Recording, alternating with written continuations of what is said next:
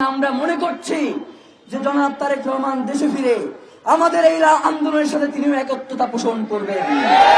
জনাব তারেক রহমান যথেষ্ট বুদ্ধিসম্পন্ন, প্রজ্ঞামান এবং দেশপ্রেমিক মানুষ বলেই আমরা মনে করছি। সুতরাং তিনি বাংলাদেশের স্বাধীনতা, সার্বভৌমত্ব বিনষ্ট হয়, বাংলাদেশ ইনসাফ কায়েমের যেই লড়াই সেটা বাধাগ্রস্ত হয়, দেশপ্রেমিক তারেক রহমান এই ধরনের কোন সিদ্ধান্ত নেবেন না। তিনি অবশ্যই যাতে অতি দ্রুত ওসমান হাদির খুনিদেরকে বিচারের মুখোমুখি করা যায় এবং 30 দিনের মধ্যে সেই বিচার কাজ সম্পন্ন করা যায়, সেক্ষেত্রে তিনিও আমাদের সাথে একত্রতা পোষণ করে এই আন্দোলনে সামিল হবেন।